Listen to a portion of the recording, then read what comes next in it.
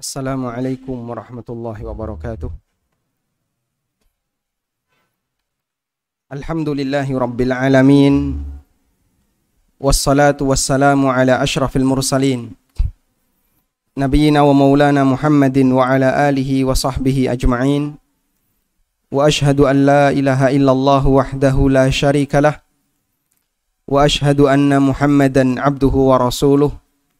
Salawatu rabbi wa salamu alaihi wa ala alihi wa ashabihi wa man sara ala nahjihi wastanna bi sunnatihi ila yaumiddin. Alhamdulillah, puji syukur kita haturkan kehadirat Allah Azza wa Jalla. Di kesempatan sore hari ini kita bisa berkumpul bersama dalam rangka belajar dalam rangkaian safari dakwah yang kami selenggarakan untuk kawasan Solo Raya dan Sragen. Di Sragen kajian offline sudah berapa kali jamaah? Sudah banyak ya? Bukan saya yang pertama. Alhamdulillah. Sehingga nanti kalau ada informasi ini tidak sesuai dengan kondisi PPKM, saya tidak yang mengawali. Tayyib, ini mohon maaf. Bodinya tidak bisa menyesuaikan kursinya yang gede. Nggak apa-apa ya. Jadinya kelihatan, Masya Allah. Baik, Bapak Ibu yang dimuliakan Allah Subhanahu wa Ta'ala. Dalam ibadah salat, kita diajarkan untuk menjadi manusia yang penyabar. Sabar dalam apa? Sabar dalam mengikuti imam. Sehingga seorang makmum dilarang untuk mendahului imam. Dilarang pula untuk membarengi imam. Yang harus dilakukan oleh makmum apa jemaah? Mengikuti imam. Nabi SAW bersabda, "Innama ju'ilal imamu liyu'tamma bih. Fa idza kabbara fakabbiru." Nah.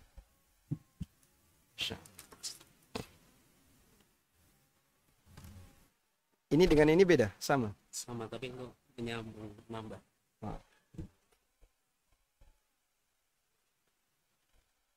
Bismillah. Semakin kencang? Lebih jelas yang mana? Pakai ini? Oh, Masya Allah. Baik. Kita ulangi hadis tadi ya. Rasulullah sallallahu alaihi wasallam menyebutkan, "Innama ju'ilal imamu liyu'tamma bih. Fa idza kabbara fakabbiru wa idza raka'a farka'u wa idza sajada fasjudu." Imam itu ditunjuk untuk diikuti. Kalau dia takbir, maka bertakbirlah kalian. Ketika imam itu rukuk, rukuklah kalian. Ketika sujud, sujudlah kalian. Wa idza shalla jalisan fasallu julusan ajma'un. Kalau beliau salat dalam posisi duduk, maka salatlah kalian dalam posisi duduk. Hadis ini menunjukkan bahwasannya seorang makmum dituntut untuk mutaba'atul imam, mengikuti imam.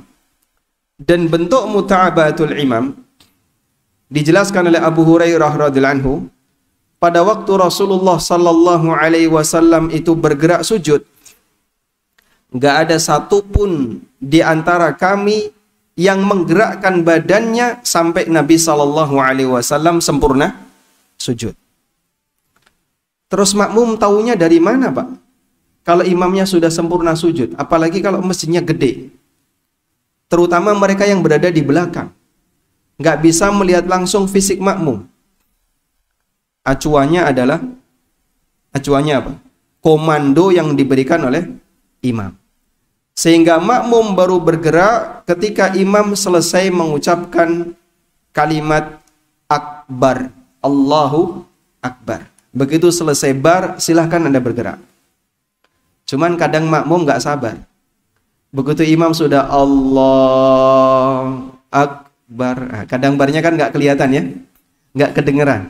Allahu akbar. Itu makmum sudah pada siaga. Yang mau rukuk sudah lepas tangan dan bahkan sudah bergerak rukuk. Jadinya gimana? Gerakan makmum membarengi imam. Salah nggak benar ini? Seperti ini benar atau salah? Keliru ya? Yang benar gimana? Nanti dulu tunggu sampai selesai dia mengucapkan bar atau Allahu Akbarnya menurut Anda ini sudah selesai, baru silahkan Anda bergerak. Insya Allah dengan demikian mutaba'atul imam bisa terwujud. Cuman kadang sekali lagi makmumnya nggak sabar. Imamnya baru Allah, makmumnya sudah ikut bergerak. Tunggu dulu, tahan dulu, sabar. Dalam sholat kita diajari untuk sabar. Terutama yang jadi makmum. Sabar, jangan terburu-buru bergerak. Tapi Pak, saya tahu Pak, setelah ini pasti rukuk. Ya mesti. Jenengan mesti hafal. Cuman masalahnya bukan urutan gerakannya yang kita hafal. Tapi yang lebih penting di situ adalah kita dituntut untuk mengikuti imam secara benar. Baik, ini sedikit pelajaran untuk tadi teman-teman yang sholat asar. Barangkali ada yang sudah banyak mulai bergerak ketika imam belum selesai mengucapkan Allahu Akbar. Karena makmumnya nggak sabar. Baik. Selanjutnya, kita beralih ke tema kajian. Kita akan membahas apa ini jamaah? Berkahnya berdagang. Yang pedagang angkat tangan. Masya Allah. Jumhurukum. At-tajirun ya. Mayoritas di sini para pedagang. Yang ASN boleh nggak ikut kajian? Tayyib. ASN yang bidagang. Baik. Berkahnya berdagang. Yang dicari apa sih dalam berdagang itu Pak? Ingin dapat untung, ingin mendapatkan nafkah yang lebih. Bila perlu ketika lebih nanti bisa nambah rumah dan berikut isinya. Ingin dapat ini, ingin dapat itu dan seterusnya. Secara umum dalam bayangan masyarakat, ketika dia berdagang ingin bisa mendapatkan keuntungan yang besar. Baik. Dan ada juga orang yang punya motivasi yang lain. Apa itu? Dia berdagang karena keyakinan bahwa katanya sebagian besar rizki yang Allah berikan di muka bumi ini sebabnya adalah karena lantaran berdagang. Pak Ustadz, itu benar atau salah? Baik. Memang ada sebuah riwayat yang menyebutkan bahwa 90% dari peluang rizki adalah dari berdagang. Saya sebutkan di antaranya. Yang pertama, riwayat yang disandarkan kepada Nabi sallallahu alaihi wasallam. Beliau sallallahu alaihi wasallam pernah mengatakan, "Tis'atu a'syarir rizki fit tijarah." 9 dari 10 peluang rizki ada pada berdagang. Saya sebut hadis ini disandarkan kepada Nabi sallallahu alaihi wasallam, yang itu belum tentu sabda beliau sallallahu alaihi wasallam. Juga disebutkan dalam riwayat yang lain, "Alaikum bittijarah fa inna fiha tis'ata a'syarir rizqah." Kalian harus berdagang. Karena dalam berdagang itu ada 9 dari 10 peluang rizki. Sehingga dua riwayat ini menunjukkan bahwa 90% peluang rizki diletakkan pada usaha apa jamaah? Pada usaha apa? Berdagang. Baik. Andaikan hadis ini sahih dari Nabi sallallahu alaihi wasallam, saya berani menyarankan tolong yang ASN resign. Terus yang benar sahih atau tidak? Para ulama mengatakan hadis ini masuk dalam kategori hadis mursal. Perkataan tabi'in, namun dia sebut dari Nabi sallallahu alaihi wasallam. Padahal tabi'in dengan Nabi sallallahu alaihi wasallam ketemu enggak jamaah? Ketemu atau tidak? Tidak. Berarti hadis mursal masuk dalam kategori hadis dhaif. Masuk dalam kategori hadis dhaif, sehingga statusnya sebagai hadis yang diragukan kebenarannya apakah benar itu dari Nabi sallallahu alaihi wasallam. Tayyib. Selanjutnya, sebenarnya yang lebih penting di sini bukan masalah mendapatkan rizki atau mendapatkan keuntungan ketika berdagang. Tapi yang lebih penting adalah bagaimana ketika seorang itu berdagang, dia mendapatkan keberkahan dari hartanya. Sekarang kita akan ngasih dulu definisi harta yang berkah. Apa sih harta yang berkah? Jamaah dimakan Allah Subhanahu wa taala. Al-barakatu sesuai dengan namanya artinya adalah al-khairul katsir, kebaikan yang banyak. Al-khairu al-katsir, kebaikan yang banyak. Karena itu sesuatu disebut berkah ketika dia banyak memberikan kebaikan, baik bagi pemiliknya maupun kebaikan bagi lingkungannya. Makanya harta yang berkah itu akan sangat memberikan manfaat bagi pemiliknya dan juga memberikan manfaat bagi yang lain. Allah Subhanahu wa taala memuji beberapa makhluknya yang berkah. Di antaranya Allah puji air hujan. Allah berfirman, "Wa anzalna minas sama'i ma'an mubarakan." Aku turunkan air dari as-sama, dari langit, mubarakan, yang penuh berkah. Karena seperti yang kita tahu, air hujan sangat banyak manfaatnya untuk kehidupan hamba yang berada di muka bumi. Allah Subhanahu wa taala juga menyebut kota suci Mekah sebagai wilayah yang berkah. Allah berfirman, "Inna awwala baitin wudi'a lin-nasi lalladzi bi Bakkata mubarakah." Sesungguhnya rumah pertama kali yang diletakkan oleh Allah untuk manusia adalah rumah yang berada di kota Bakkah. Yang dimaksud kota Bakkah di mana, jemaah? Kota Bakkah adalah kota Mekah. Mubarakan, yang merupakan kota diberkahi. Demikian pula Baitul Maqdis disebut oleh Allah Ta'ala dalam Al-Quran sebagai kota yang diberkahi. Subhanalladzi asra bi'abdihi laylan minal masjidil haram ilal masjidil aqsa alladzi barakna hawlah. Maha suci zat yang memberangkatkan hambanya di waktu malam dari Masjidil Haram ke Masjidil Aqsa alladzi barakna hawlah, yang aku berkahi daerah sekitarnya. Kenapa Mekah dan sekitarnya disebut sebagai daerah yang berkah? Demikian pula Al-Quds, kenapa disebut sebagai daerah yang berkah? Karena wilayah ini banyak memberikan kebaikan bagi para hamba, baik yang tinggal di sana maupun para pendatang yang tinggal sementara di sana. Apa bentuk keberkahannya? Ibadah yang dilakukan di dua kota suci ini nilainya dilipat gandakan oleh Allah Subhanahu wa taala. Kalau kita sholat di Masjidil Haram dapat berapa kali sholat jamaah?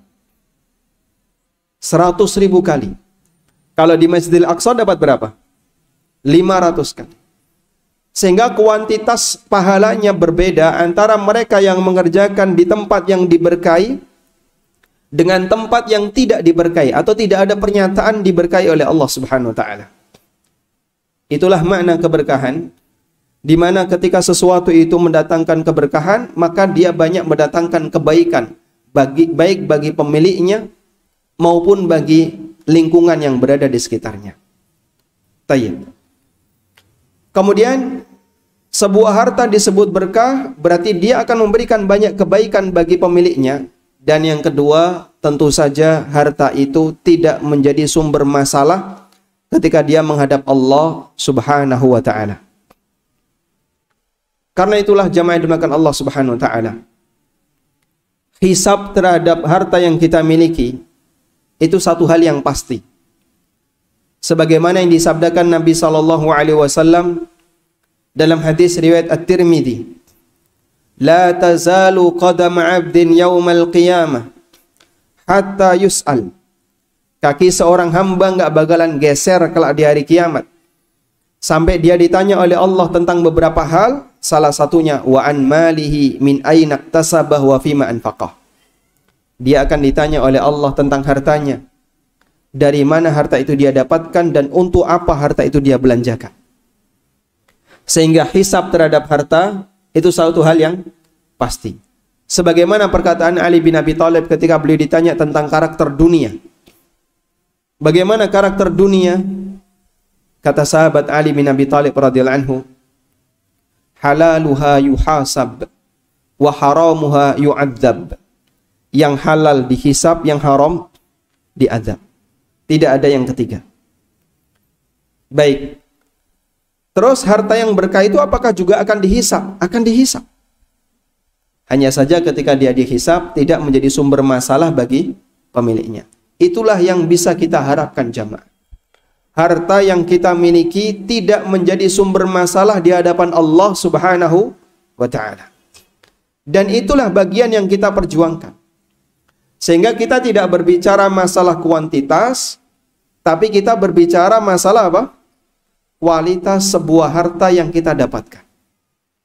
Dan kualitas harta itu diukur dari sejauh mana dia memberikan manfaat bagi pemiliknya, dan diukur sejauh mana harta yang dia dapatkan tidak menjadi sumber musibah ketika dia menghadap Allah Azza wa Jalla di akhirat.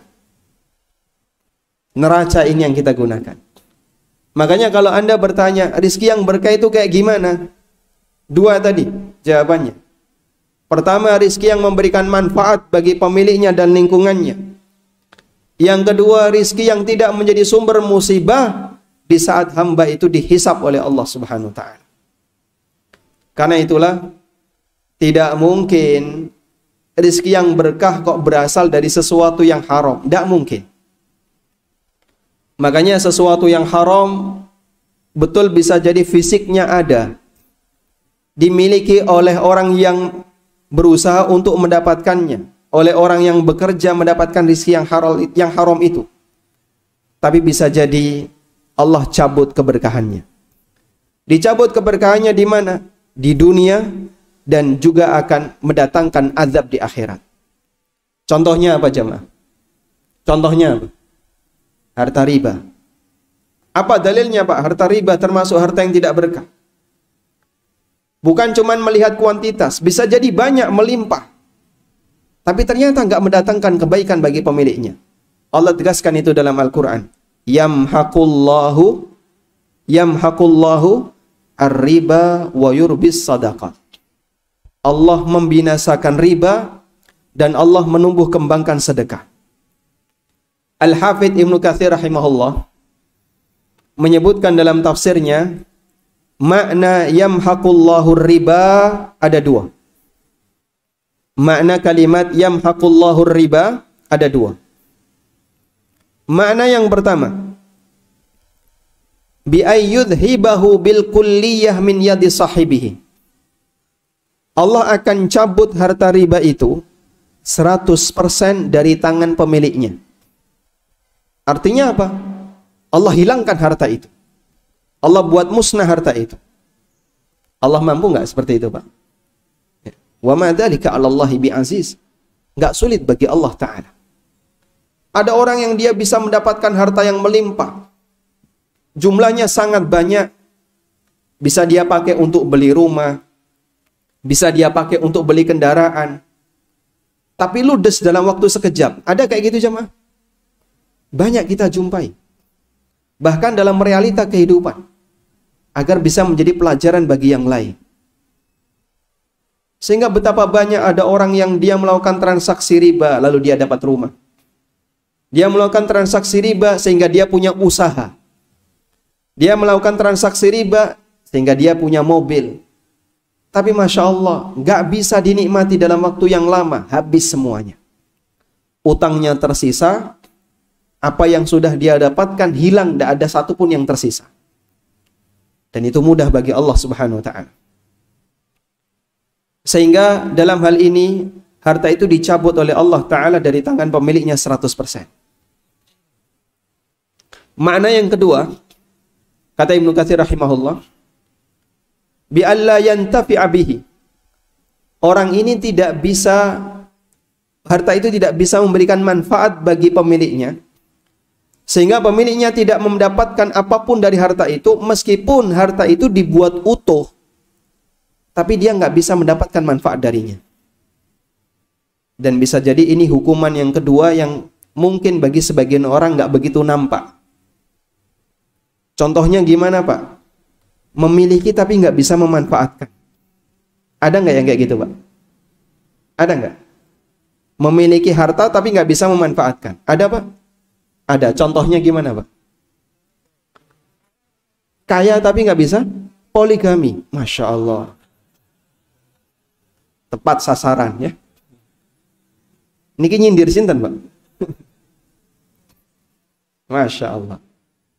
Sehingga ada orang yang dia memiliki harta yang banyak, tapi dia nggak bisa memanfaatkan. Yang namanya indera manusia, kita itu bisa menikmati indahnya dunia karena apa? Allah kasih indera. Ada penglihatan, ada pendengaran. Anda bisa merasakan sate itu nikmat karena indera apa coba? Ya? Pengecapan. Kita punya indera pengecapan.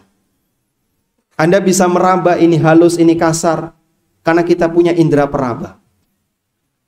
Dari panca indera itu manusia pasti mengalami kenaikan atau penurunan? Yang awalnya dia mengalami kenaikan. Allah ciptakan manusia dari kondisi lemah. Lalu semakin sempurna, semakin sempurna. Kemudian setelah itu gimana? Allah turunkan itu. Semua potensi indera pasti turun. Gak ada orang yang inderanya bertahan, pasti akan turun. Di saat potensi indera mulai turun, pandangan mulai belawur, pendengaran mulai gak jelas, pengecapan yang biasanya sate bisa dia rasakan dengan nikmat, soto rasa soto, sate rasa sate, sekarang semuanya terasa pahit. Indera itu dicabut oleh Allah Subhanahu wa Ta'ala satu demi satu, sehingga orang nggak bisa menikmati kenikmatan dunia. Dan seperti itu banyak. Hanya dengan satu penyakit yang Allah berikan kepada manusia, hilang indera penciuman. Jadinya apa Pak? Nggak doyan makan. Yang sudah LC ada di ini, lulusan COVID. Anda punya pengalaman kayak gitu enggak? Ada ya? Baik, salah satu di antara efek samping COVID apa Pak? Nggak doyan makan. Sehingga Masya Allah nggak bisa tidur, nggak doyan makan. Orang mengalami hanya satu indera yang dicabut oleh Allah, dan itu sifatnya sementara, temporer. Karena sedang mengalami penyakit, sedang diserang oleh virus COVID. Indera pengecapan hilang atau indera penciuman hilang, jadi nafsu makan hilang. Di posisi itu dia nggak doyan makan. Kalau itu terjadi pada seorang hamba dan sifatnya permanen, antum bisa bayangkan, duit banyak nggak ada manfaatnya. Harta yang banyak nggak bisa dia rasakan. Duitnya kalau mau dipakai untuk beli tongseng, beli sate, beli makanan-makanan yang lezat, bisa Pak. Cuman masalahnya Mas, wis tua Mas ya, kokean pantangan, kolesterol Pak. Gula Pak, enggak boleh. Asam urat. Jenengan kalau makan ini mencret Pak. Masya Allah. Nah terus apa yang boleh? Jenengan nasi putih sama air putih saja. Subhanallah. Tabungannya pinten? 1 miliar. Lah tabungan miliaran, tapi tidak bisa dipakai untuk menikmati makanan. Pak ini ada acara jalan-jalan Pak, naik gunung. Masya Allah Mas. Naik kendaraan wis mabuk Mas. Gak kaya dhisik. Itu contoh Allah Subhanahu wa Ta'ala mengurangi pada diri seorang hamba setahap demi setahap kemampuan dia untuk bisa menikmati dunia ini, agar dia bisa mengambil iktibar, bisa mengambil pelajaran. Makanya kalau kenikmatan hamba itu sepenuhnya dialihkan kepada indranya, pasti akan berkurang. Sehingga di posisi ini yang sudah merasa indranya mulai turun, tolong mulai alihkan kenikmatan itu, jangan hanya berpaku pada indera. Alihkan kenikmatan itu kepada kenikmatan yang lain. Kenikmatan apa jemaah? Kenikmatan batin. Ini yang lebih awet. Orang sakit sekalipun batinnya bisa nggak Pak merasakan Pak? Kelezatan berupa ketenangan, kedekatan dengan Allah, nikmatnya sabar, bisa nggak? Bisa. Rasulullah Sallallahu Alaihi Wasallam sekalipun beliau dalam posisi Masya Allah sampai membuat sahabat Umar nangis ketika melihat beliau bangun tidur. Bangun tidur kok dilihat oleh Umar nangis. Umar, kenapa? Ngecap apa jemaah? Kloso. Di punggungnya ngecap tikar. Anda pernah ngalami kayak gitu? Di punggungnya ngecap charger HP. Wah. Karena carry durung lali radi benakne. Kita kalau tidur, Masya Allah, alasnya empuk. Nabi SAW pada waktu beliau mengilak,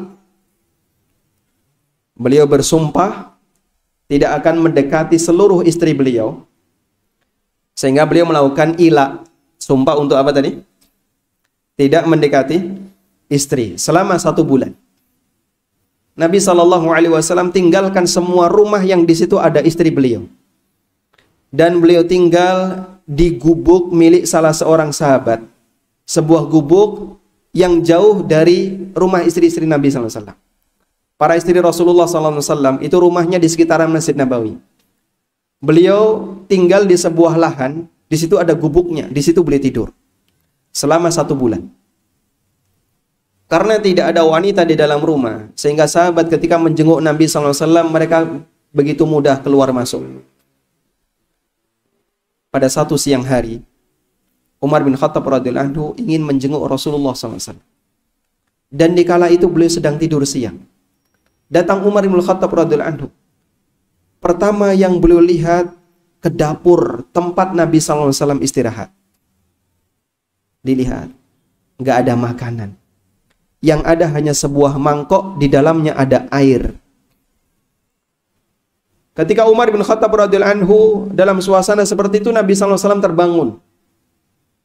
Lalu beliau melihat di punggung Nabi SAW ngecap tikar tempat beliau tidur. Umar radhiyallahu anhu menangis. Tapi beda antara kebahagiaan lahir dengan kebahagiaan batin. Ditanya oleh ditanya oleh Nabi SAW, "Wa ma yubki, ngopo kowe nangis ning ngene?" Jawab Umar bin Khattab radhiyallahu anhu, "Ya Rasulullah, itu raja Persia kayak gitu. Itu raja Romawi. Mereka bisa tidur di atas kasur yang empuk sambil dikipasi oleh dayang-dayang. Tapi Anda seperti ini suasananya." Apa jawab Nabi SAW? "Ama tarda ya Ibnul Khattab? Tidakkah engkau ridha wahai Ibnul Khattab? In kana lahumud dunya walanal akhirah." Tidakkah engkau ridha wahai Umar kalau mereka hanya punya dunia sementara kita punya apa? Akhirat. Subhanallah. Sehingga yang bisa jadi orang itu hanya mengukur kenikmatan hanya dari sisi fisiknya saja. Tapi ada manusia yang mereka menaruh kenikmatan itu dalam hati. Bagian ini nggak kelihatan, tapi nikmat ini nggak pernah usang. Bahkan bisa dirasakan oleh seorang hamba, sekalipun dia dalam kondisi puncak sakit fisik. Karena ini kenikmatan kedekatan seorang hamba ketika dia menghamba kepada Allah Subhanahu wa taala. Kenikmatan bersabar, kenikmatan bermunajat dengan Allah, kenikmatan yakin kalau nanti akan ada janji yang besar yang disediakan oleh Allah Subhanahu wa taala di akhirat. Cuman karena nggak kelihatan, jadi orang nggak bisa iri. Anda pernah nggak iri kepada seorang ulama yang begitu zuhud? Enggak ya? Tidak. Kenapa? Dari sisi penampilan, beliau tidak punya apa-apa. Cuman batinnya nikmat. Karena kenikmatan itu dipindahkan dari nikmat fisik ke nikmat hati. Ada seorang ulama yang bernama Ibrahim bin Adham rahimahullah. Beliau pernah mengatakan, "Lau ya'lamul muluk wa abna'ul muluki ma nahnu fihi minal iman la jaladuna alaihi bisuyuf." Andaikan para raja dan para putra mahkota, raja dan putra mahkota, mereka tahu kenikmatan yang tersimpan dalam hati kami, yaitu kenikmatan iman. La jaladuna alaihi bisuyuf, tentu mereka akan merampas kenikmatan itu dengan menggunakan pedang. Cuman karena mereka tidak ngerti kenikmatan para ulama, sehingga mereka nggak merampas itu. Coba kalau kenikmatan itu terlahir di permukaan, nampak di permukaan, mungkin mereka akan berusaha untuk mendapatkannya. Tapi karena mereka nggak ngerti, mereka tidak merebutnya. Baik, itulah jamaah yang dimuliakan Allah Subhanahu Wa Taala. Sebuah proses yang perlu kita lakukan secara bertahap, mengalihkan kenikmatan lahiriah kepada kenikmatan batin. Baik, kembali ke sini. Tadi telah kita sampaikan salah satu di antara bentuk hukuman yang diberikan oleh Allah Ta'ala kepada orang yang memiliki harta haram adalah Allah cabut kemampuan dia untuk bisa menikmati hartanya, disebabkan karena dia punya banyak pantangan, baik karena sakit atau karena faktor yang lainnya. Dan itu jamaah sangat banyak sekali ada di kalangan kita. Cuman kadang kita nggak merasa, sehingga manusia itu tertipu. Duitnya oke, dunyanya oke, pendapatannya selalu makin naik dan seterusnya. Itu yang dianggap ukuran berkah ketika hijrah. Padahal tidak demikian. Sampai kadang ada orang yang berkomentar begini, ini yang hijrah itu serius po? Loh kenapa? Saya kemarin ikut hijrah, tapi katanya rizkinya tambah, sekarang makin seret. Biasanya kalau kemudian dulu waktu saya masih main dengan bank, waktu saya masih main dengan transaksi yang haram, saya sering ngapusi, sering nyogok dan seterusnya. Dalam sehari itu bisa ada 10 order. Sekarang sehari belum tentu ada 1. Katanya hijrah itu mendatangkan berkah Pak Ustadz. Mana buktinya? Baik, tolong ditunggu dulu ya. Jamaah yang dimuliakan Allah Ta'ala, Anda hijrah itu tujuannya apa? Golek donya apa golek akhirat? Wah, nek iso ya karo-karo nih. Kok enak Pak? Kudu milih salah siji. Ya ndak Pak Ustadz, harus sukses dua-duanya. Tayyib, saya ceritakan kejadian yang disinggung oleh Allah Ta'ala dalam Al-Quran. Tepatnya di surat Al-Hajj ayat yang ke-11. Surat apa? Al-Hajj ayat 11. Allah menyebutkan ada sebagian orang yang dia masuk Islam, tapi tujuannya golek donyo. Karena dulu salah satu di antara pemahaman masyarakat Badui, Muhammad itu orang yang banyak bagi harta. Dan kalau kamu masuk Islam, maka nanti kamu akan mendapatkan banyak rizki. Itu dalam pemahaman mereka. Allah singgung dalam Al-Quran. Wa minan nasi may ya'budullaha ala harfin. Ada di antara manusia yang mereka beribadah kepada Allah di pinggiran. Beribadah kepada Allah di pinggiran, di bagian tepi. Karena di bagian tepi berarti dia nggak serius, nggak masuk ke dalam. Labelnya Islam, tapi mudah bagi dia untuk keluar. Ya. Kalau istilah Islam jamaah, orang bunglon. Ini masih ragu ya. Nggak nek kira-kira menguntungkan, melebu. Nek kira-kira merugikan, metu. Disebut oleh Allah Ta'ala, ya'budullaha ala harfin. Dia beribadah kepada Allah di pinggiran. Alhamdulillah, Allahumma sayyiban tayyiban. Yang punya jaket diamankan. Aman insyaallah ya. Helm sudah aman? Aman. Mobilnya aman insyaallah? Oh danan rapopo ya. Baik. Fokus ke depan ya. Fokus ke depan. Kalau Anda nggak bisa fokus, silahkan langsung diselesaikan dulu. Mau kita break dulu? Untuk mengamankan jaket dan helm? Hah? Gimana? Oh di basement. Alhamdulillah, alhamdulillah. Baik, aman insyaallah ya. Baik, fokus ke depan. Baik. Nabi Allah Subhanahu wa taala mengatakan, "Wa minan nasi may ya'budullaha 'ala harf." Ada sebagian orang yang dia beribadah kepada Allah, dia masuk Islam tapi di pinggiran. Bagaimana karakter orang ini? Allah jelaskan, fa in asabahu khairun itma'anna bih. Ketika dia mendapatkan kebaikan pasca dia masuk Islam, dengan ukuran yang dimaksud kebaikan itu adalah dia mendapatkan tambahan rizki. Itma'anna bih, dia makin yakin dengan kebenaran Islam. Wa in asabathu fitnatun inqalaba ala wajhi. Tapi giliran ketika dia mendapatkan ujian berupa sempitnya rizki atau pendapatannya tidak bertambah, inqalaba ala wajhi, dia balik arah. Balik arah maksudnya apa, Pak? Murtad, dia tinggalkan agamanya.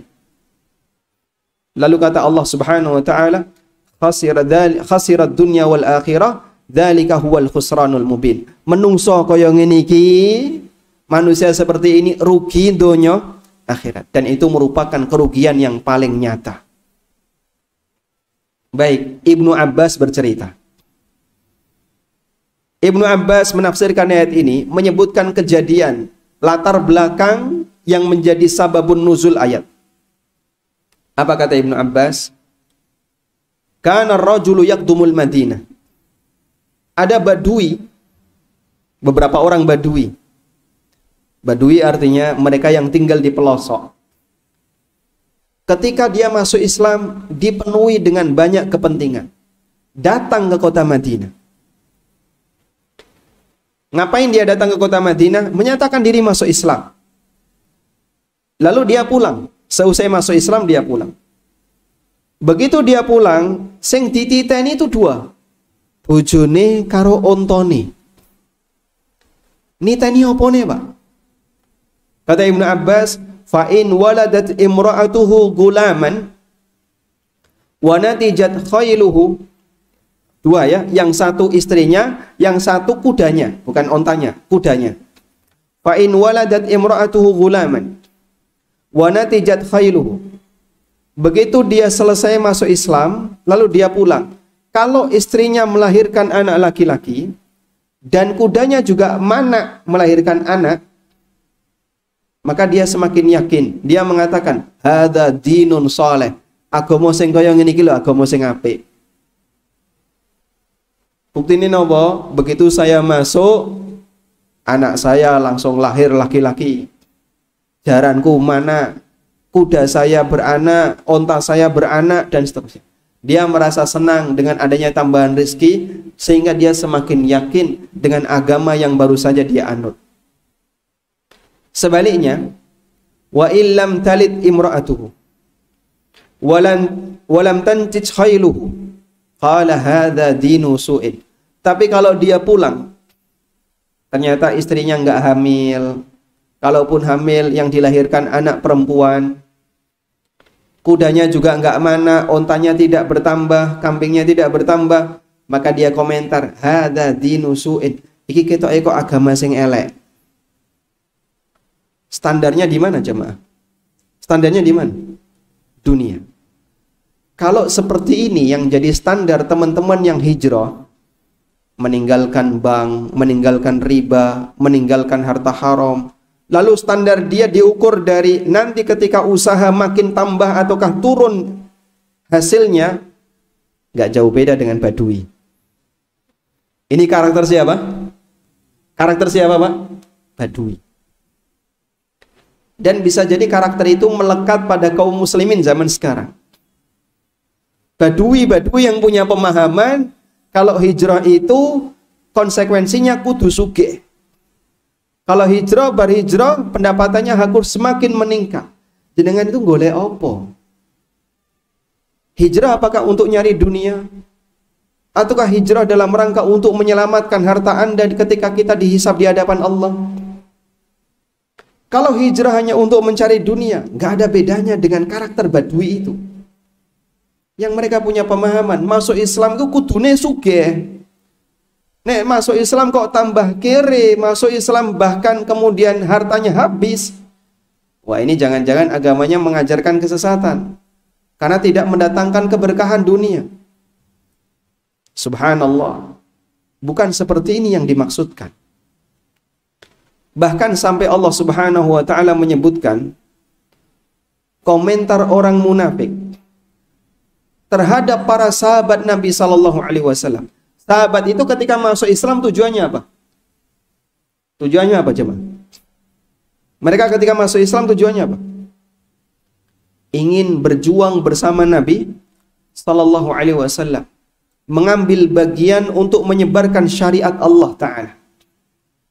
Makanya sampai mereka mati-matian, apapun dikeluarkan, hartanya, bahkan mereka siap korban nyawa.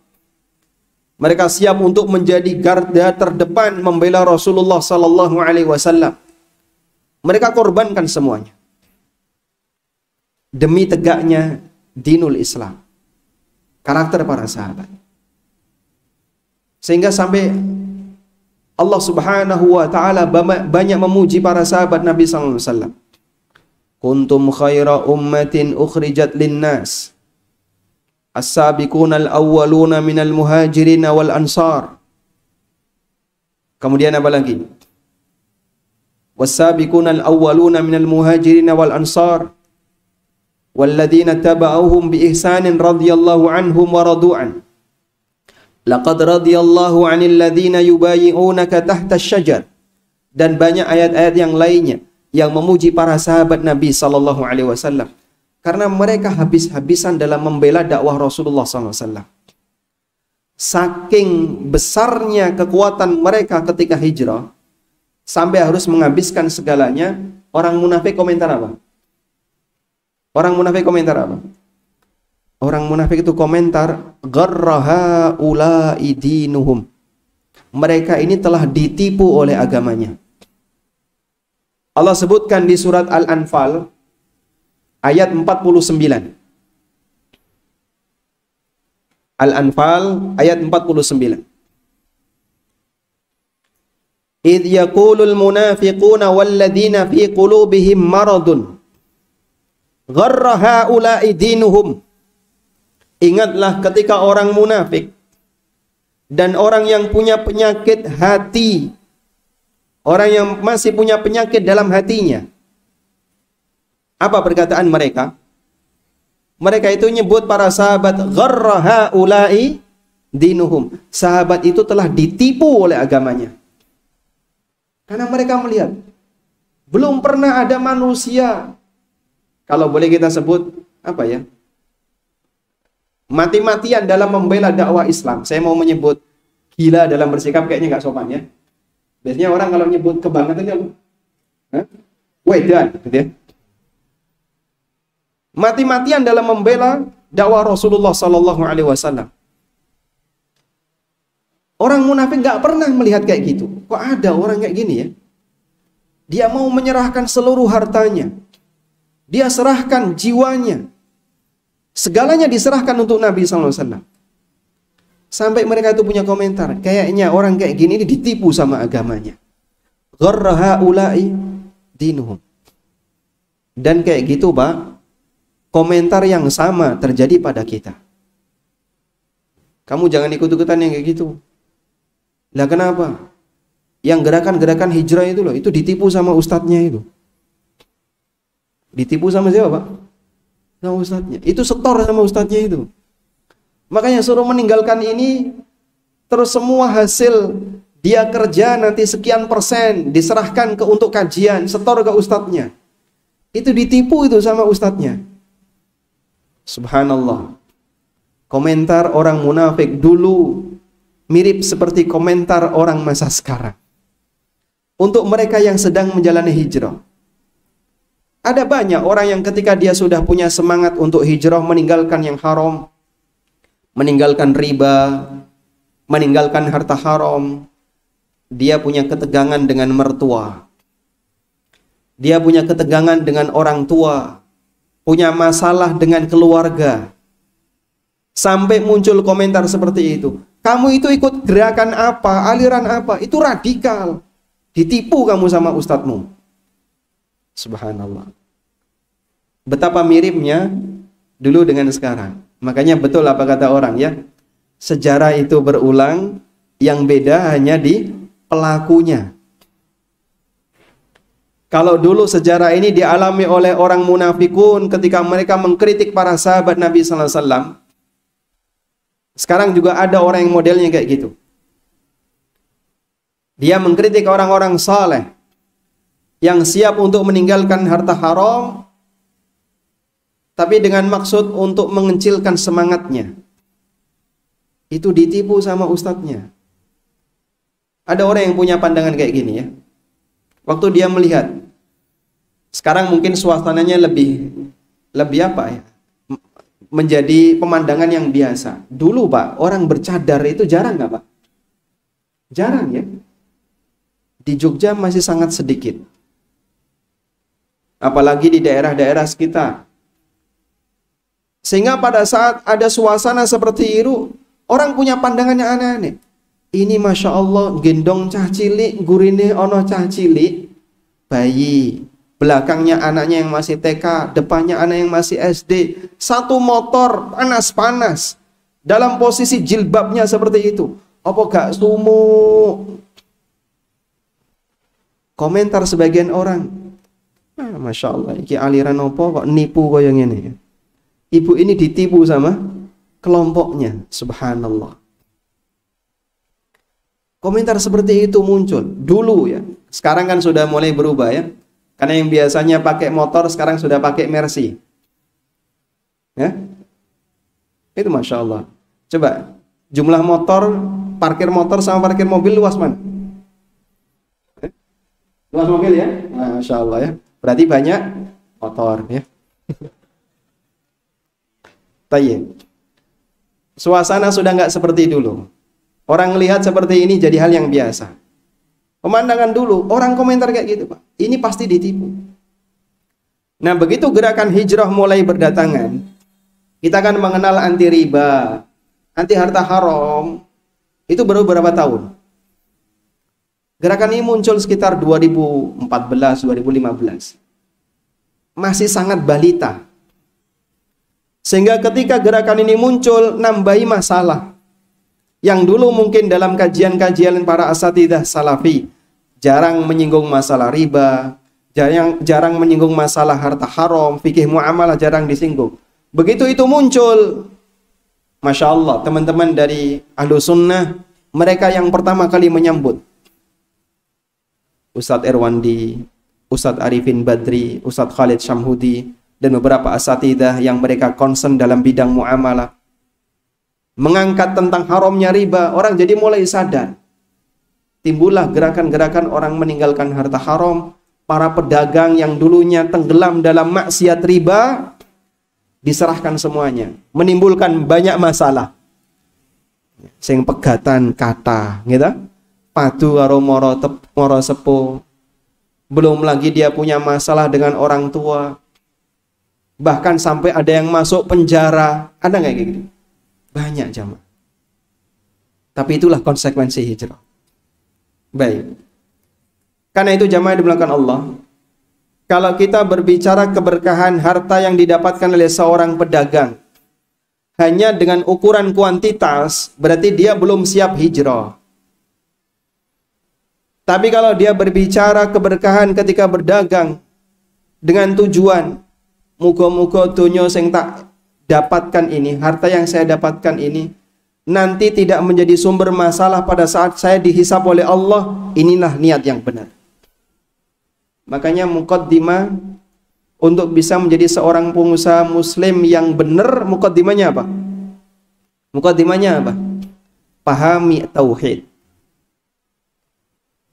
Seorang hamba ketika dia meyakini tauhid yang bagus, punya tauhid yang lurus, akidahnya kuat, dia yakin nanti akan dihisab.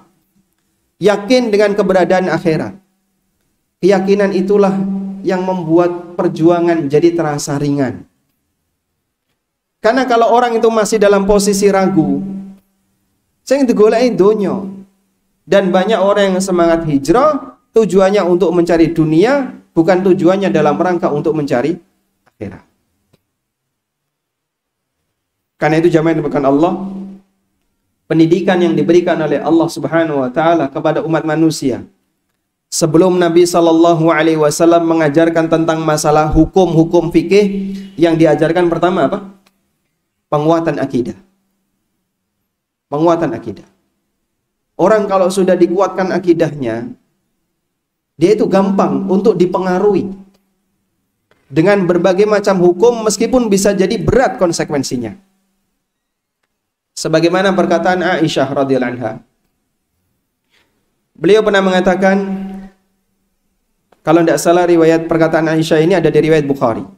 Beliau pernah mengatakan, "Inna awwala ma nuzila minal Qur'an al-mufassalat." Sesungguhnya yang pertama kali turun dari Al-Quran adalah surat Al-Mufassalat. Surat Mufassalat itu apa, jemaah? Surat Mufassalat itu apa? Al-Quran itu terbagi menjadi 4, ya. Sab'un tiwal, Al-Mi'in, Al-Mathani, dan Mufassalat. Satu isi Quran itu terbagi menjadi 4. Sab'un tiwal, Mi'in, Al-Mathani, dan Mufassalat. Baik, kita lihat yang Mufassalat. Apa itu Mufassalat? Mufassalat adalah surat yang ayatnya pendek-pendek. Mulai surat apa, Pak? Mulai surat Qaf sampai surat An-Nas. Berarti dia di mana, jemaah? Di bagian belakang. Di bagian belakang Al-Quran. Apa kata Aisyah radhiyallahu anha? Fiha dzikrul jannati wan nar. Di surat Mufassalat Allah banyak menyinggung tentang surga dan neraka. Allah banyak menyinggung tentang masalah iman kepada akhirat. Dan itu isinya adalah penguatan akidah. Hatta idza thaban nasu ilal Islam. Sampai ketika banyak orang yang mereka cenderung untuk masuk ke dalam agama Islam. Nazalal halal wal haram. Baru Allah turunkan pembahasan yang menyinggung masalah halal haram. Sehingga pembahasan halal haram itu turun belakangan. Setelah Allah banyak memberikan penguatan akidah kepada umat Islam di awal dakwah Nabi sallallahu alaihi wasallam ketika beliau di Mekah. Lalu kata Aisyah radhiyallahu anha, "Walau kana awwalu ma nuzila la tashrabul khamra." Andaikan ayat yang pertama kali turun itu isinya larangan, "Hei kalian jangan minum khamr." Laqalu, tentu masyarakat musyrikin, masyarakat jahili akan mengatakan, "La nada'ul khamra abada." Kalau begitu kita nggak bakalan tinggalkan khamr selamanya. Kata Aisyah radhiyallahu anha, andaikan ayat yang pertama kali turun itu berisi larangan orang untuk berbuat sesuatu sebelum penguatan akidah, mereka malah berontak. Makanya pendidikan asasnya di mana? Akidah. Walau kana awwalu ma nuzila la tazni, la taznu, janganlah kalian berzina. Andaikan yang pertama kali turun adalah ayat yang berisi jangan berzina, laqalu, tentu mereka akan mengatakan, la nada'uz zina abada, kami nggak bakalan tinggalkan zina selamanya. Tapi pendidikan yang diberikan oleh Allah Ta'ala, penguatan akidah dulu, baru setelah itu berisi halal haram. Ayat riba itu turun di bagian akhir dakwah Nabi SAW setelah beliau hijrah di Madinah, dan jauh setelah itu. Jadi bagian akhir dari dakwah Nabi SAW baru Allah turunkan tentang masalah ayat riba. Demikian pula haramnya khamr diturunkan oleh Allah Ta'ala belakangan. Sehingga penguatan akidah ini sangat dibutuhkan oleh setiap hamba agar mereka lebih siap terhadap seluruh syariat yang Allah Ta'ala berikan. Karena yang namanya aturan itu terkadang berbenturan dengan kepentingan. Makanya sampai ada orang yang bilang ngasih kajian di tempat orang yang banyak melanggar aturan sangat sensitif karena bisa menimbulkan beda pendapat. Sebab ini urusannya dengan pendapatan, gitu ya. Beda pendapat urusannya dengan pendapatan. Sehingga tolong Pak Ustadz sampaikan hati-hati. Kenapa? Kalau enggak nanti mereka bisa berontak. Baik, mukaddimahnya sudah berapa lama? Ini pertama kali kami ngundang Ustadz. Masya Allah. Berarti kudu alon-alon ya. Rampung kajian nanti diserbu sama jamaah. Nah. Jadi jamaah yang dimuliakan Allah Subhanahu wa taala, orang ketika belajar akidah yang benar, akidah yang lurus, salah satu pengaruhnya tadi. Nah, alhamdulillah, kenapa kaum muslimin Ahlussunnah gampang menerima dakwah anti riba, gampang menerima dakwah anti harta haram? Karena mereka sudah punya latar belakang. Dia yakin nanti dia akan dihisab. Yang dompleng dengan gerakan hijrah ini banyak, Pak. Ada yang mereka menggunakan label syariat, eksodus bareng-bareng ke syariat. Itu yang dicari karena syariat ini pasar. Dalam rangka untuk menarik pasar. Makanya kan kita bisa lihat ya, yang dulu nggak pakai label syariat, tiba-tiba langsung boyong-boyongan. Tuh boyongan berubah. Bank syariat, asuransi syariat, kafe syariat, apalagi hotel syariat. Nanti kedepannya ada diskotik syariat. Loh, kenapa kau pakai nama syariat? Karena kalau nggak dikasih label ini, instansi tersebut dianggap bermasalah di masyarakat. Makanya kadang saya jadikan itu sebagai indikator. Pokoknya begini ya, semua yang dikasih label syariat, pasti awalnya itu adalah tempat yang bermasalah bagi masyarakat. Makanya untuk meninggalkan kesan masalahnya itu dikasihlah label syariat. Karena itu benda yang hukum asalnya nggak bermasalah, nggak dikasih label syariat. Pernah nggak Pak nemu HP syariat? Hah? Ada dijual HP syariat? Ada Pak? Nggak ada ya? Alhamdulillah. Anda pernah ketemu meja syariat? Nggak nemu. Adanya itu untuk tempat yang dicurigai oleh kaum muslimin. Menghilangkan kesan kecurigaan itu, dikasihlah label syariat. Justru itu malah jadi indikator. Berarti awalnya ini mesti nggak benar. Makanya dikasih itu untuk membedakan mana yang benar, mana yang nggak benar. Nah, ada sebagian orang yang dompleng nama itu, nama syariat, nama hijrah. Tujuannya itu hanya untuk mencari pasar. Bagaimana cara dia agar bisa mengundang kaum muslimin? Ini sayang kalau dibiarkan mereka lari, jumlahnya jutaan. Maka dikasihlah label syariat. Pegadaian syariat. Dan seterusnya. Baik. Sehingga kita perlu waspadai ya, di sini. Makanya jamaah yang dimuliakan Allah, sekali lagi, nilai keberkahan tidak diukur dari kuantitas. Tapi kita mengukur sebuah keberkahan diukur dari sejauh mana orang itu bisa mendapatkan kebaikan, manfaat, dan bagaimana dia bisa memastikan harta yang dia dapatkan tidak menjadi sumber masalah di akhirat. Tayyib. Selanjutnya, saya akan menyampaikan pujian yang diberikan Nabi SAW bagi para pedagang. Nabi SAW pernah bersabda, ketika beliau ditanya oleh seorang sahabat, "Ya Rasulullah, ayyul kasbi atyab?" Ya Rasulullah, pendapatan apakah yang paling thayyib? Pendapatan apa yang paling thayyib? Thayyib artinya apa? Thayyib artinya baik ya. Sehingga bang thayyib itu artinya cah bagus. Nah, cah bagus itu bahasa Arabnya bang thayyib. Rasulullah Sallallahu Alaihi Wasallam ditanya oleh sahabat, "Ya Rasulullah, ayyul kasbi atyab?" Ya Rasulullah, pendapatan apakah yang paling thayyib? Allah menyebut sesuatu yang halal dengan sebutan thayyib. Nabi Muhammad Sallallahu Alaihi Wasallam disebut oleh Allah, "Wa yuhillu lahumut thayyibat wa yuharrimu alaihimul khaba'ith."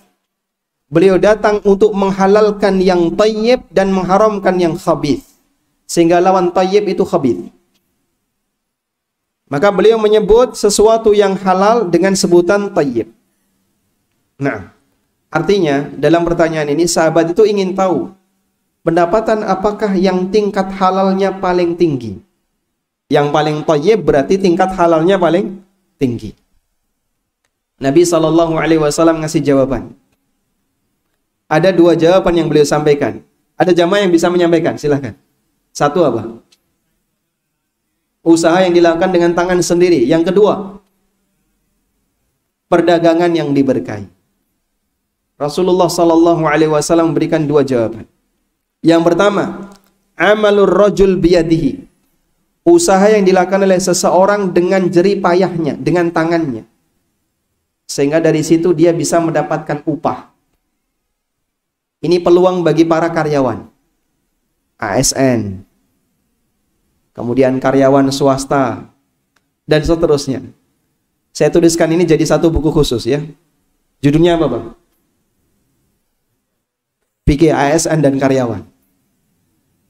Khusus untuk membahas akad yang benar dengan karyawan itu bagaimana? Jadi satu buku judulnya Fikih ASN dan Karyawan. Yang kedua, kata Nabi SAW, wa kullu bai'in mabrur, dan semua keuntungan dari transaksi yang mabrur. Nah ini peluang bagi para pedagang. Pedagang itu karyawan enggak? Bukan ya? Bukan, malah dia punya karyawan. Dia bosnya karyawan. Terus dari mana pendapatannya? Dia dapat margin. Selisih harga antara kulaan dengan harga jual. Dia dapat keuntungan. Sehingga potongan hadis yang kedua ini berlaku bagi para pedagang, para pengusaha.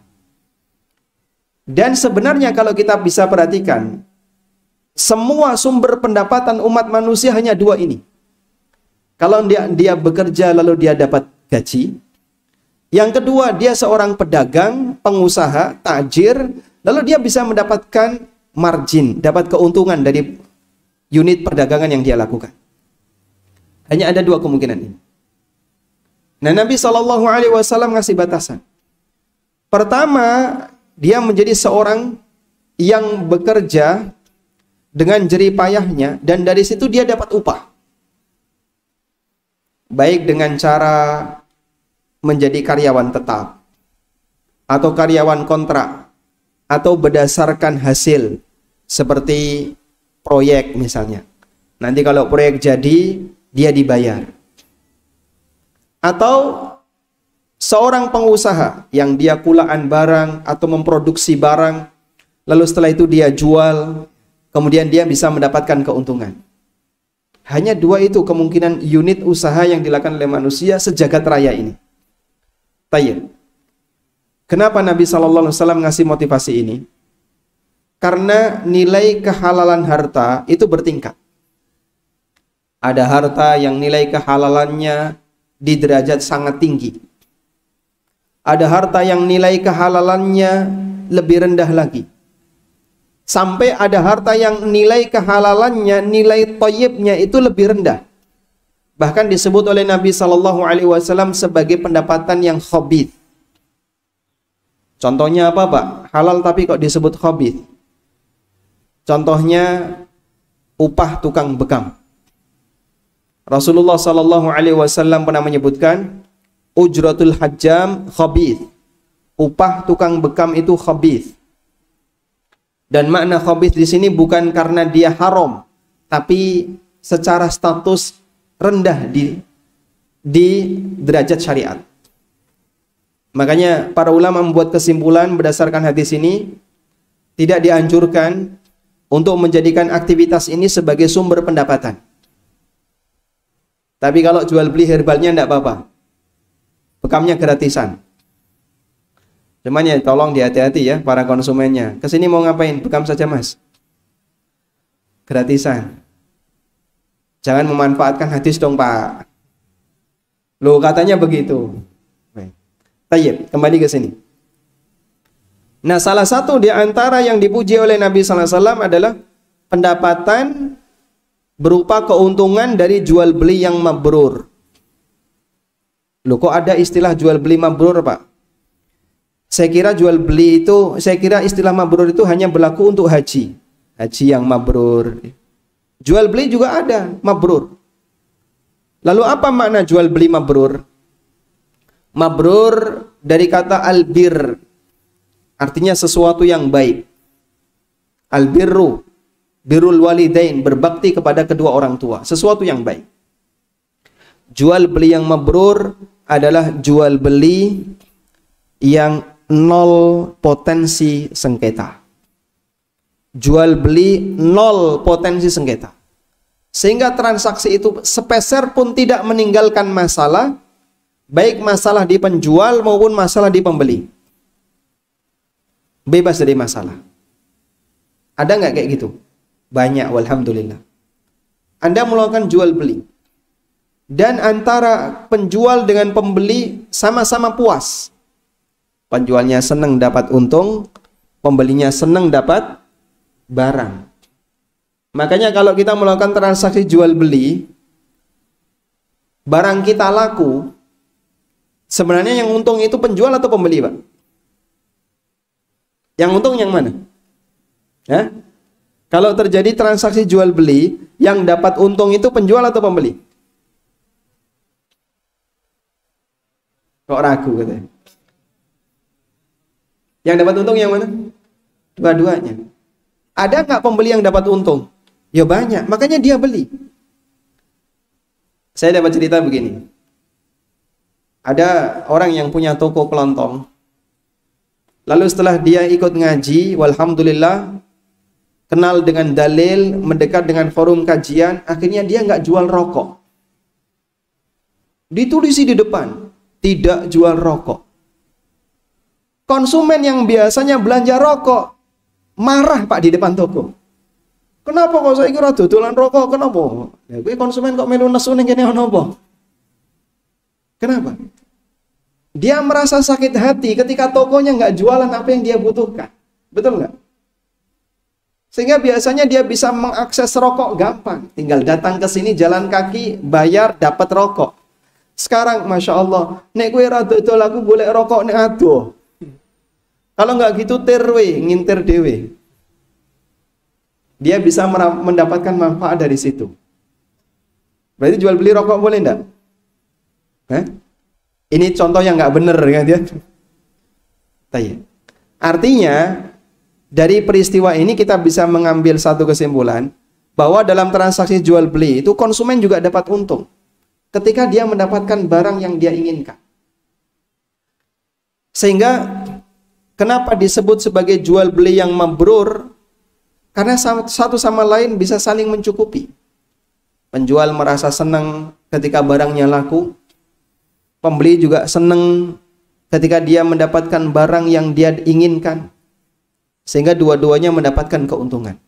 Oleh Nabi SAW, ini disebut sebagai pendapatan yang mabrur.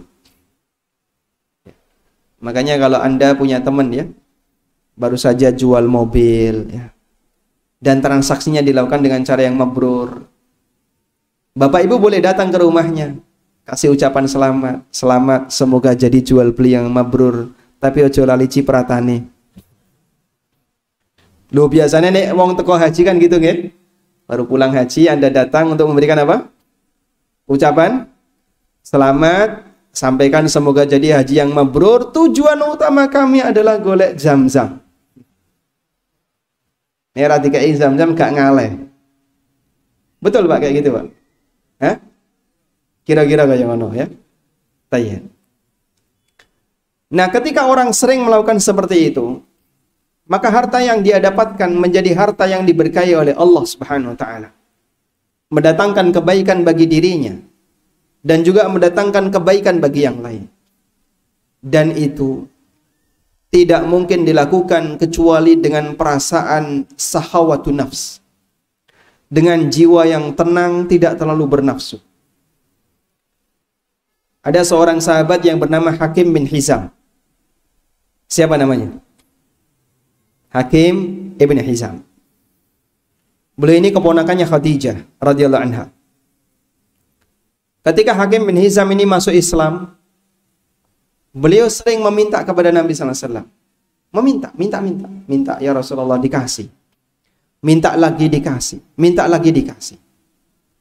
Sampai akhirnya ketika Hakim minta yang kesekian kalinya, Rasulullah sallallahu alaihi wasallam mengatakan, "Ya Hakim, inna dunya hulwatun khadirah." Wahai Hakim, dunia itu hijau dan manis.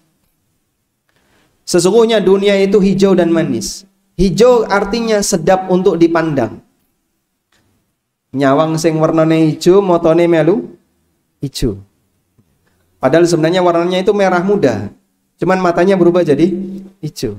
Ngerti nggih, Pak? Masya Allah. Dan dia manis. Manis artinya apa? Enak untuk dinikmati. Lezat dirasakan, nikmat dipandang. Itulah dunia. Faman akhadhaha bisahawati nafsin burika lahu fihi. Siapa yang mengambil dunia dengan perasaan tenang, tidak terlalu bernafsu, burika lahu fihi, maka dia akan diberkahi. Wa man akhadhaha bi israfin wa hala. Tapi siapa yang mengambil dunia diiringi dengan semangat tamak untuk mendapatkannya, wahala, dan takut ada yang hilang, sehingga terlalu perhitungan. Ojo sampai ono sing hilang, setik hilang, bingung dia. Ngitung ya. Kalau sekarang kan pakai Excel, dulu pakai sempoa, cetak lu. Kok ongkone gak podo? Selisih piro? 500 rupiah. Dihitung ulang, Pak. Masya Allah, nota sakmono kandele dihitung ulang. Mong kacek 500. Kita kan kayak gitu ya. Sehingga kadang ada sebagian orang yang berdagang itu hilang saidik gak terima. Itu namanya penyakit halu. Ulikal insan dalam posisi halu. Idza massahu syarru jazu wa idza massahu khairu manu. Mereka diciptakan dalam posisi halu. Halu itu semangat ingin dapat banyak, wedi kalong. Wedi berkurang. Takut dia kalau sebagian kecil dari hartanya hilang. Sehingga hilang saidik, jadi bahan pikiran, kedawan mikir sampai loro. Ada kayak gitu, Pak. Galengan geser saidik, Masya Allah, padu pacul munggah. Nggih mboten? Ya? Padahal selisih seberapa sih? Galengan kalau geser selisih berapa, Pak? Hah? Pinten senti? Lupa wis lali sawae wis digedol. Subhanallah. Padahal tanah di sini kalaupun dijual per meter berapa sih? 90.000, Pak Ustadz. Ini kalong berapa? Setengah meter. 45.000, pacul perang. Yo tapi kan ini ndak boleh. Ya bener ndak boleh. Tapi kalau sampai direwangi kaya ngene, sampai padu karo tonggo, mong goro-goro napa, Pak? Kebuntel napa nih? Kebuntu napa nih? Kalau pas lep, kok sawahku gak kelbu. Karena kedisian tonggone, kadang sampai padu. Ada orang yang punya penyakit seperti itu. Itu namanya halu, terlalu bernafsu mendapatkannya. Lam yubarak lahu fihi, tidak akan diberkahi hartanya. Kalladzi ya'kulu wa lam yashba, seperti orang yang makan tapi raiso warak. Barmangan sek kroso lapar, barmangan sek kroso lapar. Lho kowe lho kok yang ngene urip kok seperti ini. Ada orang seperti itu. Itu enggak bakalan, Pak, diberkahi. Nah, Nabi SAW ngasih contoh. Orang yang karakternya kayak gini ketika nyari dunia. Bagaimana bentuknya? Sampai direwangi sumpah nalikane dodolan. Keduren, Pak. Sumpah itu boleh nggak jamaah? Hukum asal bersumpah apa? Hukum asal bersumpah apa? Ya? Dihindari. Kenapa? Di situ menyebut nama Allah. Dan bagian dari mengagungkan nama Allah, jangan gampang bersumpah. Allah berpesan, wahfadzu aimanakum. Jagalah sumpah kalian. Ada 3 tafsir. Kalau belum bersumpah, jangan bersumpah. Dalam rangka memuliakan nama Allah Azza wa Jalla. Sehingga gak gampang kita nyebut nama Allah. Baru kalau urusan sangat penting, keluarlah nama Allah itu. Kalau urusan yang ringan, jangan nyebut nama Allah. Makanya sampai Nabi SAW memberikan hukuman untuk orang yang ketika dodolan gampang bersumpah. Demi Allah mas, demi Allah napa Pak? Iki mau wis ana ngenyang sakmene ra tak gekne. Nah, biasanya kan wong bakul kaya ngono. Sampai ada orang yang baru pertama kali dia buka lapak. Toko baru buka. Datang pelanggan. Pinten niki Pak? 50 Mas. Nek sekawan dosa pripun? Demi Allah mau wis ana ngenyang 45 gak tak gekne. Mungkin buka kok mau wis ana sing ngenyang. Oh berarti demit sing ngenyang. Ada orang yang seperti itu. Rasulullah sallallahu alaihi wasallam bersabda, ya. Orang yang bersumpah al-halifu munfiqatun lis-sil'ah mumhiqatun lil barakah. Sumpah ketika berdagang itu betul bisa melariskan barangnya cepat entek, mumhiqatun lil barakah, tapi bisa menghapuskan keberkahan. Tapi duitnya cepat hilang. Ngaten nggih, Pak? Sehingga ada orang yang kok laris banget. Dia bisa meyakinkan para pelanggan pakai sumpah. Tapi ternyata sumpah itu isinya apa? Bisa jadi dia jujur, melariskan dagangan, cuman duitnya gampang hilang. Lu sumpah jujur kok dilarang? Karena kamu menggunakan nama Allah untuk hal yang murni mencari dunia. Bagian yang remeh kayak gini. Sudahlah, jangan sebut sumpah. Karena itu hati-hati jamaah. Makanya sebagai bentuk memuliakan nama Allah, jangan gampang bersumpah. Wallahu a'lam. Baik, kayaknya kok jamaahnya sudah banyak yang ngantuk, jadi kita cukupkan saja. Kita sampai jam berapa? Cukup ya? Baik, kita gantian. Sekarang nanti Pak Rus yang bicara, saya yang mendengarkan. Ini ada mikrofon. Bisa dipakai?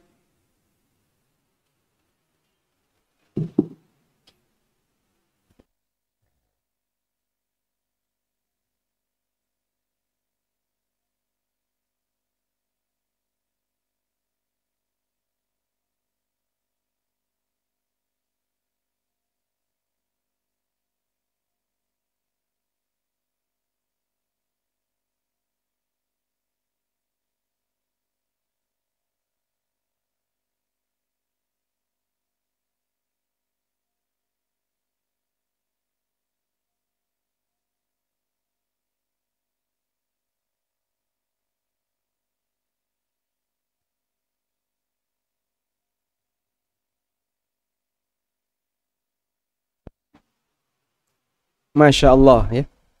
Ini pertanyaannya lintas disiplin ilmu. Loh, kita bahas muamalah, Anda bahas nyinggung akidah. Tayyib. Bagaimana kalau kita ketika berdagang yang itu bentuknya berisi layanan ya. Seperti pesanan snack atau misalnya Anda jualan barang tertentu. Sementara barang itu berpotensi bisa dipakai untuk kebaikan dan bisa dipakai untuk keburukan.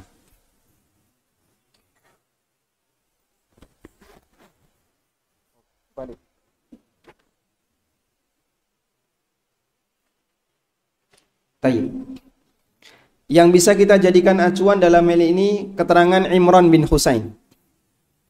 Sahabat Imran bin Husain radhiyallahu anhu pernah mengatakan, Naha Rasulullah sallallahu alaihi wasallam an bai'is silah waqtal fitnah. Rasulullah sallallahu alaihi wasallam melarang orang menjual senjata dalam situasi fitnah. Yang dimaksud situasi fitnah adalah terjadi ketegangan antara kaum muslimin dengan kaum muslimin. Ketegangan antar sama muslim sampai membuat mereka saling membunuh.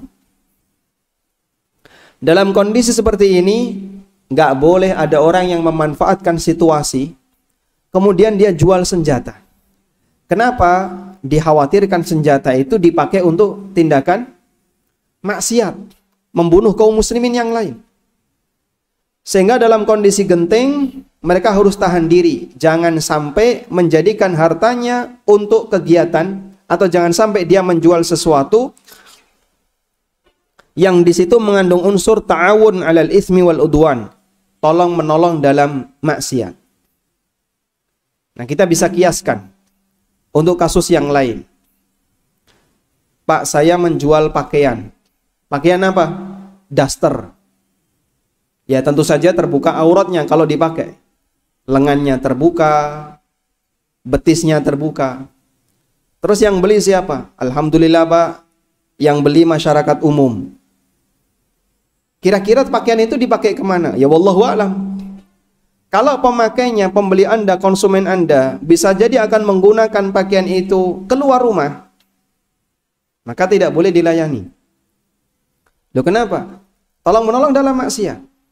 Tapi kalau yang membeli adalah orang yang biasa pakai jilbab gede, bahkan pakai niqab, terus dia beli daster, kan tidak mungkin dipakai jalan-jalan ke stadion. Sehingga di posisi ini perlu pilih konsumen. Yang ini boleh, yang ini tidak boleh. Dan hal ini maklum di masyarakat. Cuman standarnya masih ukuran yang kelihatan mata, maksudnya ukuran dunia. Yang saya maksud begini, dalam dunia kedokteran ada beberapa produk yang dia dibatasi. Konsumen yang kayak gini boleh, yang ini tidak boleh. Coba Anda beli antibiotik di apotek tanpa bawa resep dokter, dilayani nggak? Dilayani nggak? Nggak dilayani ya? Karena ada kebijakan antibiotik tidak boleh dijual bebas.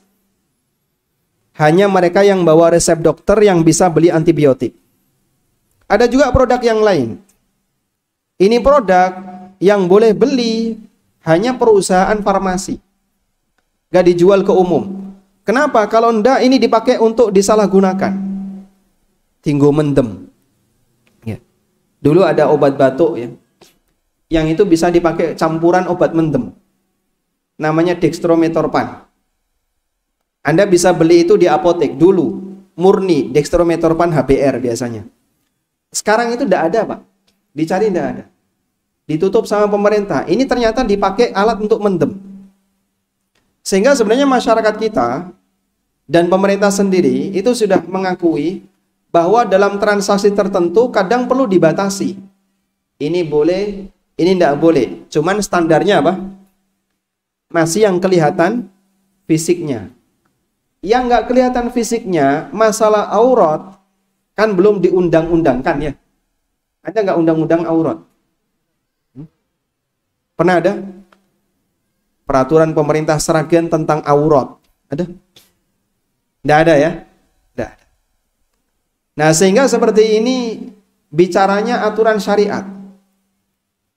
Kalau tadi masalah pengobatan, Anda bisa gunakan undang-undang negara. Mas, kami nggak boleh jual ini kepada Anda karena aturan melarang. Anda juga siap ngomong seperti itu kepada konsumen yang mau beli di tempat Bapak, tapi bisa berpotensi untuk dipakai melanggar syariat. Mohon maaf Pak, kami nggak bisa menjual ke tempat Bapak karena syariat melarang. Ngamuk kira-kira? Nesu konsumennya ya? Itulah resiko. Cuman kan kadang kita ngeles ya, cari jawaban yang lain yang kira-kira tidak mencurigakan. Ketika dipesani snack, ditanya, Anda bisa buat begini aturan ya. Tolong ketika pesan snack, maksimal atau minimal H-2. Nah, H-2 itu sebenarnya ada dua fungsi. Pertama, mengumpulkan bahan. Yang kedua, verifikasi. Oh, Masya Allah, tutulan snack kok verifikasi. Loh, ini kan sekarang zaman canggih. Apa yang mau diverifikasi? Ini tujuannya untuk apa? Apakah mau dipakai untuk kegiatan yang sifatnya mubah, atau kegiatan yang tidak ada nilai dosanya, ataukah kegiatan maksiat? Fungsi itu Anda jalankan. Lalu nanti jawabannya H-1. Pemesanan H-2, jawaban H-1. Apakah Anda dikabulkan submitnya ataukah tidak? Sudah submit tapi ternyata nggak diterima. Tidak apa-apa ya. Jadi pakai aplikasi ya. Baik, kurang lebih seperti itu. Intinya, kalau memang Anda mengetahui bahwasanya pesanan ini akan digunakan untuk mendukung kegiatan maksiat, Allah melarang, wala ta'awanu 'alal itsmi wal udwan. Jangan tolong-menolong dalam perbuatan maksiat. Wallahu a'lam.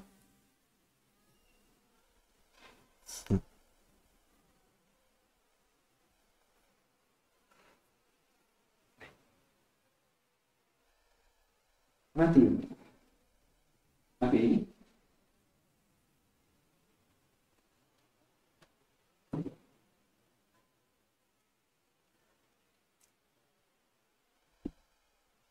Jazakumullah khairan Ustaz. Berikutnya perlu kami sampaikan juga karena waktu terbatas Ustaz, sampai di sini jam 5, jadi yang sedang menulis karena sudah banyak ya, di pending dulu. Nanti bisa kali daya terakhir dulu sampai jam 8. Ya, untuk pertanyaan berikutnya, Assalamualaikum, Anak Ahmad dari Sumber Lawang, Seragen Barat. Pertanyaan yang pertama, apakah ongkos atau potongan di dalam jual beli emas pada akad di awal transaksi dengan pelanggan toko ada unsur riba? Yang kedua, menyimpan uang di bank konvensional apakah membantu riba dengan alasan agar uang aman? Demikian Ustaz, jazakumullah khairan. Wa jazakumullah khairan. Coba diulangi yang pertama. Yang pertama, apakah ongkos atau potongan di dalam jual beli emas pada akad di awal transaksi dengan pelanggan toko ada unsur riba? Contohnya gimana? Hah? Oh, Masya Allah. Bakul emas. Dulu saya pernah sama Ustaz, dapat petunjuk Ustaz Tarmudi di Ponpes. Oh, Masya Allah. Saya suruh ke rumah Ustaz sama Ustaz Tarmudi. Kok saya pandemi ini berakhir gitu. Sudah ke Jogja belum? Belum lagi. Ada pandemi lagi. Alhamdulillah, bejone jenengan ya, ketemu di sini. Saya tunggu-tunggu kan. Ini dari bagian pulau sendiri kan. Oh, kurang lebih 40 kilo. Masya Allah. Ya, yang saya tanyakan tadi ya, ikannya ada yang mau beli emas ke toko saya. Kan pasti akadnya di depan kan. Contoh, Mas Ahmad harga emas berapa sekarang? 500.000 Bu. Lah potongannya berapa? 10.000. Yang saya tanyakan angkat di depan sebelum transaksi itu apakah enggak gitu? Emasnya sudah ada. Ya, kan toko. Baik, Anda berarti sudah punya barang itu ya. Baik. Sehingga ketika dikasih potongan 10.000, dealnya di angka 490 per gram. Baik, cukup gitu Pak? Ya. Barakallahu fikum, Masya Allah ya. Yang mau ngeling tentang emas hubungi beliau ya. Tayyib. Jadi dalam transaksi jual beli emas, berarti di situ terjadi pertukaran antara apa? Antara uang dengan emas. Terjadi pertukaran antara uang dengan emas. Dalam transaksi pertukaran antara uang dengan emas, Nabi SAW hanya ngasih syarat satu. Yang penting dilakukan secara tunai. Yang penting dilakukan secara tunai.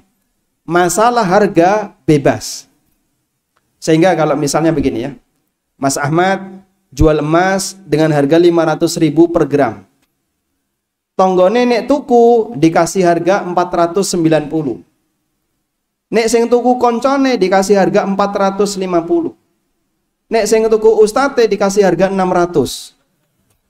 Boleh atau tidak? Boleh atau tidak? Ada beda harga boleh? Boleh. Yang penting apa? Dilakukan secara tunai. Nah, beliau bertanya begini, boleh nggak janjian harga dulu, sementara nanti serah terimanya tertunda, begitu mas ya? Sehingga janjiannya lewat telepon. Berapa emas sekarang? 500 potongannya 10.000 jadi 490. Deal ya, deal, kunci. Ngambil berapa gram? 100 gram. Dikunci 100 gram. Sudah dengan harga berapa tadi? 490. Kalau ini dilakukan, berarti Anda melakukan jual beli emas tidak tunai. Kenapa? Transaksinya dilakukan saat telepon, serah terimanya dilakukan sekian hari lagi atau sekian waktu lagi. Sehingga di situ terjadi penundaan serah terima. Padahal Nabi SAW menyarankan, فَإِذَا اخْتَلَفَ الْأَجْنَاسِ فَبِئُوا كَيْفَ شِئْتُمْ مَدَامَ يَدًّا بِيَدٍ. Kalau jenisnya beda, satu emas, satu uang, masalah harga terserah kalian, yang penting dilakukan dari tangan ke tangan.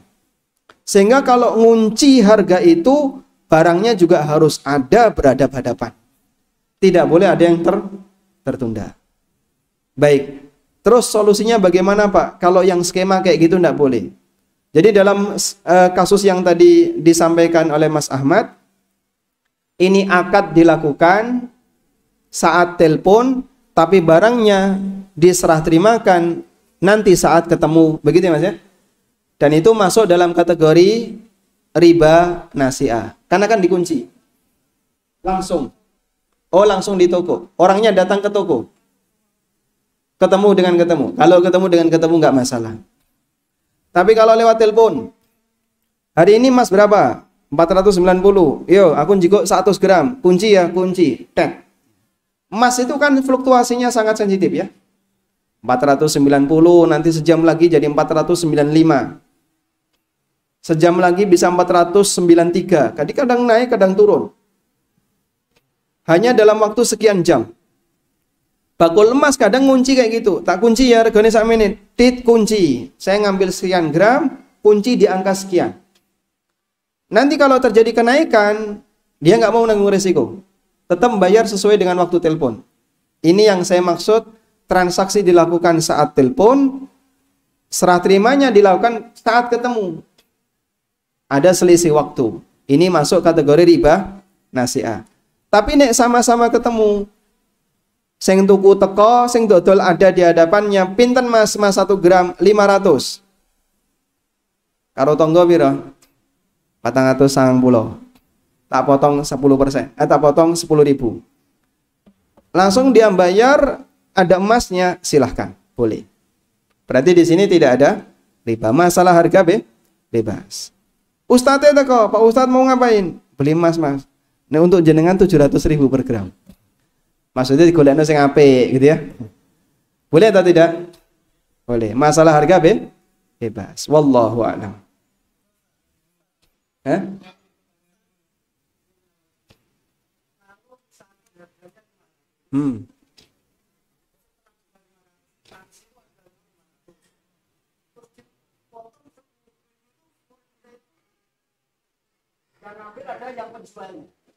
Mas, gimana?